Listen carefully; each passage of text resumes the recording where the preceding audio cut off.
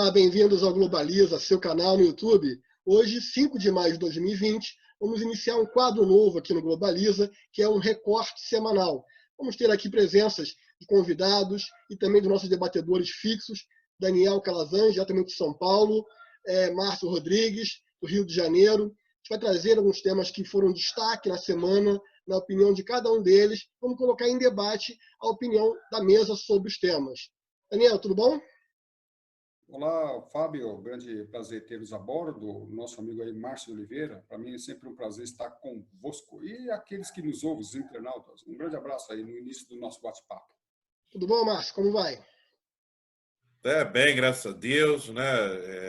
Desejoso aí por mais um debate, né? Nesse formato novo e muito sucesso para todos nós, né? Um prazer estar com todos vocês e os amigos aí na internet, né? Para mais um bate-papo, acima de tudo, com muito respeito e com muita informação. Exato, essa é a tônica aí do Globaliza, ouvir as opiniões e construir sempre um racional sobre temas que sejam importantes para a gente, para a sociedade. Daniel, qual é o teu recorte dessa semana que passou? Nós estamos hoje no dia 5/5/2020, né? E hoje nós temos aí um grande assunto em pauta, que na verdade começou semana passada, né? Que é a entrada em vigor lá no Maranhão, São Luís, né? No estado do Maranhão, São Luís, mais 3 cidades, do lockdown, né? Uma atitude, um comportamento drástico aí, radical, em que foi muito debatido o aspecto jurídico a semana passada, e até mesmo vimos algumas entrevistas com o juiz, né, Douglas de Mello, que sancionou nessa lei, esse decreto. A gente vai falar de uma forma bem vulgar, porque nós temos aí colegas internados que não são da área jurídica, mas, na realidade, o juiz, por intermédio de uma provocação do Ministério Público, que teve como fundamento um estudo da situação da saúde pública e da saúde privada, e chegaram que lá estão à beira do caos. E assim sendo, eles acharam por bem tomar essa atitude que foi muito debatida, muito contrariada, e eu até que assistisse à entrevista do Douglas de Mello, o juiz Douglas de Mello, eu tinha as minhas ressalvas. Mas ele, de uma forma muito coerente, explicou os fundamentos dessa decisão, que eu concordei, né? Porque o que faltou, esses já são jargões meus, o que faltou aí foi a disciplina consciente.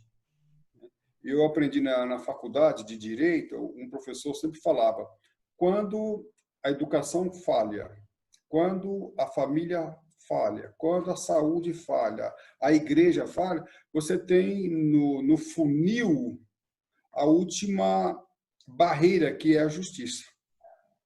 E aí nós vemos, a sociedade não teve uma disciplina consciente. Não tendo disciplina consciente, obedecendo às recomendações, aí você sai da recomendação e você passa por uma situação de obrigação. E a última barreira é o juiz. Então, a escola não conscientizou, a família não conscientizou, o governo não conscientizou.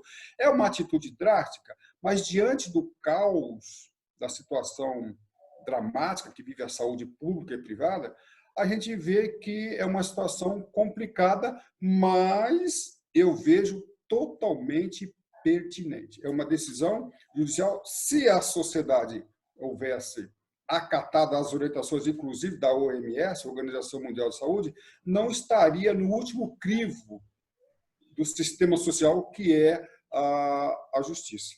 Eu sempre falo também que, em se tratando de saúde, as pessoas têm várias opções. Então, a pessoa está doente, tratamento médico, medicinal.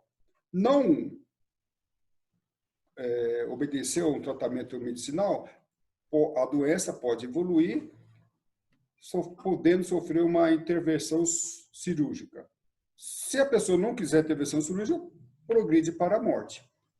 Então, numa situação paralela, foi o que aconteceu com a sociedade, está acontecendo no Brasil. Então, a sociedade não está obedecendo as recomendações, a situação está agravando, e vai chegar uma hora que ela não tem opção. Aquilo que seria disciplina consciente, democracia, que tantas pessoas falam, não está ocorrendo por conta da sociedade. Parece, como eu ouvi dizer, uma atitude autoritária. Pessoas falaram, especialistas falaram, isso é uma atitude autoritária. Mas eu quero dizer que, nesse contexto, nós, sociedade, não somos vítimas, nós somos coautores. É interessante a sua abordagem, Daniel. E o lockdown, que é esse fechamento do comércio, a impossibilidade das pessoas circularem livremente em razão aí de várias questões, e no momento é a pandemia, ela tem implicações, obviamente, jurídicas, o direito de ir e vir aí é questionado, acho que os direitos fundamentais ficam em xeque, tanto o direito à liberdade de locomoção como a liberdade à vida, o direito à vida. Mas tem questões que abordam a economia, a saúde pública, aspectos de ordem política. Márcio, qual é o teu entendimento sobre essa questão? Concordo muito com o que o Daniel, Calazans falou. Quando falha, as outras questões, que é a questão da educação, principalmente, na pandemia, a questão da educação. As pessoas estão se recusando a deixar, no caso aqui do Rio de Janeiro, a deixar de ir à praia, a deixar de frequentar lugares públicos. Muitas não estão utilizando máscaras, e o governador do Rio de Janeiro, por exemplo, Wilson Witzel, já está pensando em adotar a mesma medida em locais, onde há um desrespeito total e o número de casos vem aumentando, como é o caso da Zona Oeste do Rio de Janeiro, onde, na Barra da Tijuca em especial, Santa Cruz, Campo Grande, Bangu, dentre outros bairros, as pessoas vêm desrespeitando progressivamente. Então, assim, é óbvio que há uma implicação jurídica da liberdade de locomoção, mas há aquela velha máxima da ponderação de princípios. Então, você deixa de permitir a circulação por um determinado período em razão do quê? Do respeito ao direito à vida. Então, acredito eu que o judiciário, se for provocado, como já foi, no Maranhão, enfim, mas em outras situações, acredito que o judiciário vai manter, os atos governamentais, em respeito ao direito à vida. Um ponto que você levantou, Daniel, e também você, Márcio, primeiro a questão que o Maranhão, talvez, inaugurou esse lockdown, e outras cidades, outros estados, não só cidades, mas como estados, estão também pensando em aderir ao lockdown. Mas uma peculiaridade que me chamou a atenção foi o fato de não ter partido a decisão do Poder Executivo, mas do Poder Judiciário, que nós sabemos que é importante, ele busca, assim, preservar a saúde pública, preservar os interesses difusos, mas isso não seria uma decisão de Estado ligada ao Poder Executivo, Márcio? Não é um ativismo judicial? O que nós vamos observar hoje, principalmente de 10 anos para cá, com bastante força, é o judiciário agindo de maneira ativa. É o judiciário na omissão do legislativo, na omissão do poder executivo, o judiciário ele vem se manifestando. O que alguns entendem como uma confusão no que tange a independência dos poderes. Eu acredito que um judiciário ativo e ativista é essencial para a mantença, inclusive, do Estado Democrático de Direito. Mas, sim, a princípio, esse ato deveria partir do Executivo e não do Poder Judiciário. Na inércia do Executivo, o Judiciário resolveu se manifestar. E isso é uma forma de ativismo, é o ativismo, porém, nós temos que olhar para isso com muito cuidado, para que não tenhamos um judiciário Hércules, um judiciário com poderes acima de todos os outros poderes, que é o executivo e o legislativo. Calazans, em relação a essa questão do judiciário, do envolvimento dele, Por outro lado, também não falta aí uma sincronia, uma sinergia entre os poderes, de forma a melhor orientar a população. Você percebe em alguns estados, talvez por uma vaidade política, um pensamento mais liberalizante, de liberar a economia, em outros estados também, com um ponto politicagem, a questão de manter as pessoas em casa, mas naquele estado, naquela cidade, não há efetivamente uma pandemia tão ativa. Falta uma organização, uma sinergia entre os poderes? O Fábio, eu acho que nós juristas, nós estamos tendo alguma dificuldade de entender todo esse imbróglio que está havendo aí. Muito mais dificuldade está tendo a sociedade. Eu estava falando hoje de manhã que um determinado município, o prefeito já está pensando em decretar o lockdown e já ele mesmo, olha só que interessante, o prefeito estabelecer um crime para quem não cumprir. Eu fico pensando, espera um pouquinho, como assim? Aí você vê que nós estamos perdidos hoje. Qual o papel do legislativo, qual o papel do judiciário e qual o papel do executivo? Estamos perdidos. Então, ele vai estabelecer o lockdown, caso a pessoa não cumpra, isso é configurado um crime. Então, você vê que isso fica difícil para nós entendermos isso. E, mais ainda, a sociedade. Nós temos um outro problema também. Eu, devido à minha atividade religiosa, eu presto muito serviço a muitas comunidades. E é uma realidade que 10 dias, para muitas pessoas, vai trazer um caos. Eu não sou contra o lockdown.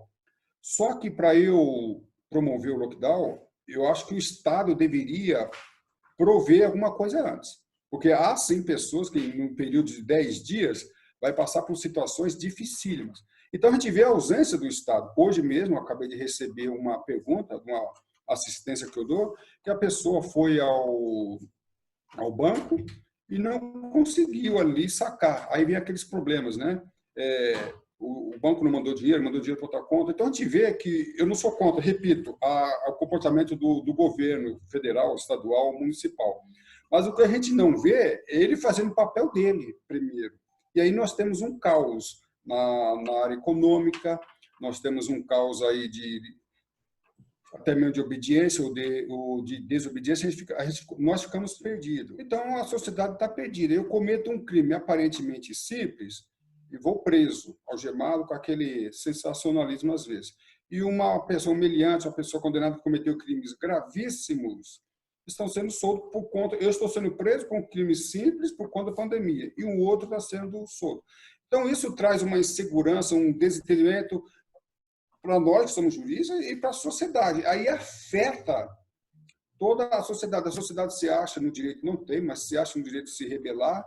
Aí nós temos uma implicação, o argumento de muitos deles é que estão passando fome, passando necessidade, e para certas pessoas isso é sim uma realidade, não para a maioria, mas é uma realidade, por uma falha, uma inércia inicial do governo. Primeiro eu arrumo esse problema, depois que eu arrumar esse problema, eu vou agir judicialmente. A gente vê o executivo agindo, fica difícil. O meu amigo Fábio e o nosso amigo jurista aí, Márcio Oliveira. Então, nós temos a pandemia que interfere na economia, interfere na questão judiciária, executivo, e nós estamos no imbróglio que essa pandemia vai nos ensinar muitas coisas, principalmente o que é direito no Brasil e no mundo.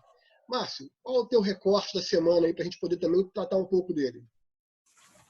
Meus amigos, o meu recorte da semana vem muito, né, na esteira do recorte do Daniel, né, que são as implicações de natureza econômica da pandemia nas relações, né, principalmente contratuais, porque basicamente tudo que nós realizamos no dia a dia são relações de natureza contratual.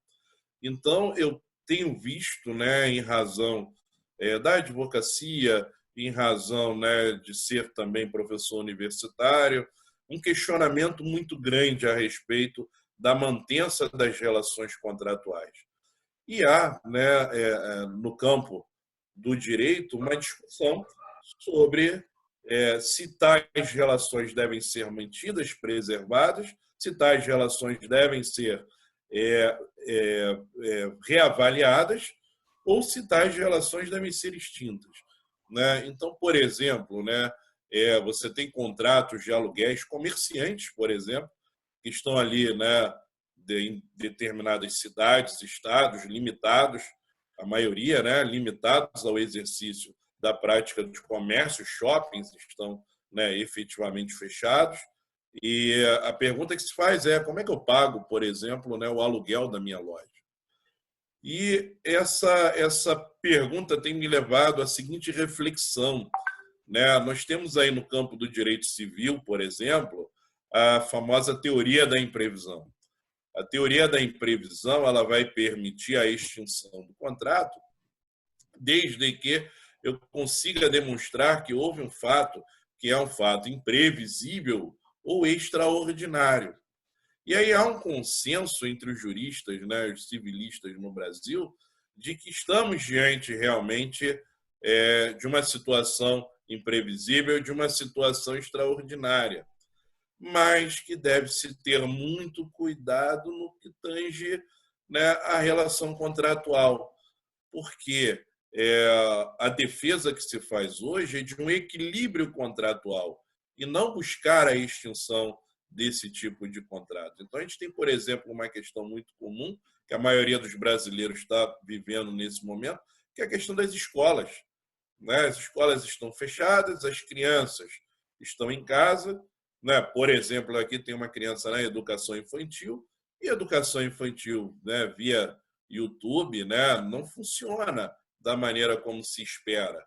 Então, na verdade, né, embora o colégio continue prestando remotamente a assistência, né, a gente tem que olhar para, né, para a efetividade dessa assistência. E se a mantença, por exemplo, da mensalidade escolar, ela é, né, válida ou deve-se fazer uma reforma. Então, por exemplo, aqui no Rio, há um projeto de lei que fala num desconto, né, de aproximadamente 30% no valor da mensalidade. Né? Isso é um projeto, ainda não é lei, mas a maioria das escolas começou a trabalhar com essa redução de 30%. Então, assim, efetivamente, pela teoria da imprevisão, nós podemos estar buscando o quê? A revisão desses contratos a fim de manter o equilíbrio contratual entre as partes, a fim de que o contrato não se torne oneroso ou excessivamente oneroso para uma das partes no contrato. As escolas, né, o exemplo que o Márcio citou, tendo eventualmente sendo forçadas a reduzir a sua entrada de caixa de 30%, isso vai repercutir também na possibilidade de pagamento dos profissionais, tanto professores e tanto o staff de back-office. E isso pode inviabilizar várias escolas, principalmente as escolas de menor poder econômico. O que você acha disso? Para responder essa pergunta, caro Fábio, eu vou remeter um caso que eu presenciei, acompanhei esses dias em uma determinada cidade brasileira, em que as escolas estavam sendo inflexíveis em relação a um acordo entre as escolas, né, o contratante e os pais. E o PROCON, iniciativa do PROCON, e isso eu achei muito interessante, pediu para que as escolas desse município apresentassem a planilha para comprovar quais eram os gastos e os custos que as escolas estavam tendo. Por si só por essa medida, as escolas não permitiu que outras ações do Estado, né, do município, do governo, progredissem. E ela, por si só, chamou os pais e fez uma redução. A pergunta que eu faço é o seguinte: na verdade, indiretamente houve uma provocação, porque até que o PROCON entrasse em cena, as escolas estavam irredutíveis a negociar com os pais. A pergunta é: uma vez que está havendo redução de custos, por que muitas escolas, eu, por exemplo, tenho filhos universitários e essas universidades estão relutantes e já falaram, procurem os seus direitos, que eles não vão negociar. Ora, uma vez que nós temos a comprovação de redução de custos, Então, os alunos não estão indo para lá, não está tendo, e melhor, está tendo menos gasto de energia, menos gasto de água, menos gasto de funcionário. Uma vez está havendo a redução, além da redução que está havendo uma pandemia, eu, por exemplo, as minhas filhas tiveram redução de 50% no salário. Não seria a hora de uma conscientização para que houvesse um acordo? A critério do que eu falei no primeiro bloco. Se não há uma consciência entre as pessoas, educação, igreja, Estado, saúde, será que haverá necessidade do Estado entrar numa questão que podia ser cordialmente? Aí eu faço a pergunta para o nosso amigo Márcio. Havendo essa inflexibilização de negociar o contrato, caberia e seria viável uma ação em juízo para que essas questões fossem resolvidas? Veja bem, Daniel, não é aqui advogar a questão da judicialização, da busca do poder judiciário, mas a resposta é sim.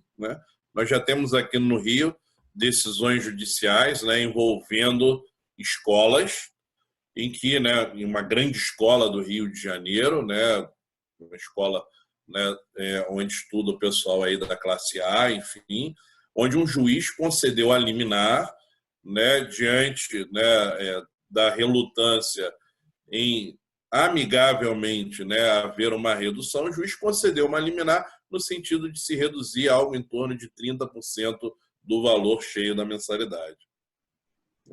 Mas é uma liminar, ainda falta aí um bom caminho para a decisão final, mas já é um indicativo de que o judiciário está atento e que o judiciário entende que há, sim, uma certa redução de gastos e que essa redução, diante do cenário, tem que ser repassada ao consumidor, que está com as suas dificuldades. Tem gente, realmente, redução de salário, tem gente que teve o contrato de trabalho suspenso, e, diante desse cenário, pagar ali o colégio numa tarifa, num valor de mensalidade cheio, sem um desconto adequado, seria uma falta de sensibilidade, vamos dizer assim, do empresário. Acho que os pontos que vocês levantaram nesse debate foram muito relevantes. E acho que a gente pode usar uma palavra que sintetiza tudo isso: razoabilidade.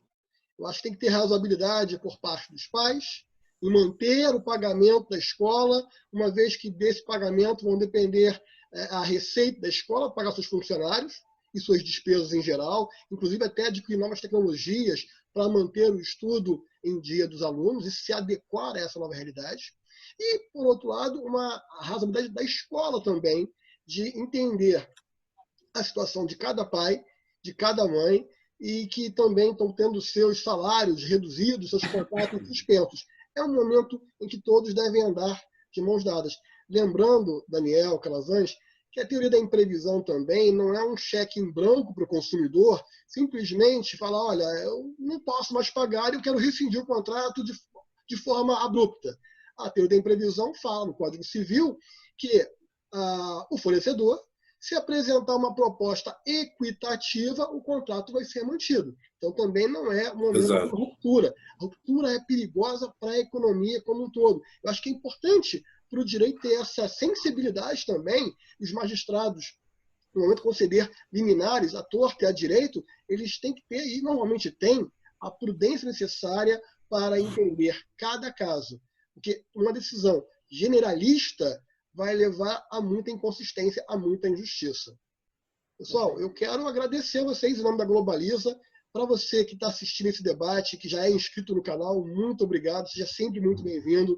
Para você que não é inscrito no canal, inscreva-se, curta o vídeo, isso vai animar, que nós possamos estar sempre provocando novos debates com novos debatedores e ter aí o Daniel e o Calazans, eles já são âncoras do programa. Daniel, que são suas considerações finais aí? Agradeço o Fábio, o nosso companheiro Márcio de Oliveira e a Globaliza, e peço que você faça os seus comentários para que nós possamos interagir. Para mim, professor Calazans, foi um grande prazer tê-los a bordo. Um abraço e tudo de bom. Márcio, muito obrigado pela sua presença aqui. Quero também ouvir suas considerações finais. Agradeço ao Daniel, agradeço a você, Fábio, pelo convite, né, de estar participando desse importante programa, né? Acredito eu que sempre que possível o direito deve ser usado de maneira razoável. Acho que essa realmente é a palavra do momento, né? A palavra de ordem do momento. Temos que ser razoáveis, tanto no lockdown, tanto na questão da revisão de cláusulas contratuais. E aos amigos aí, internautas do YouTube, né, não deixe de curtir, né, o vídeo, não deixe de se inscrever no canal. Juntos, né, vamos caminhar para levar cada vez mais informação com seriedade e o respeito que você merece. É isso, pessoal. Eu me despeço de vocês. Lembrando que tanto o Daniel Calazans quanto o Márcio Rodrigues são influenciadores digitais, têm seus canais no YouTube e que vão estar os canais na descrição desse vídeo. Muito obrigado a todos.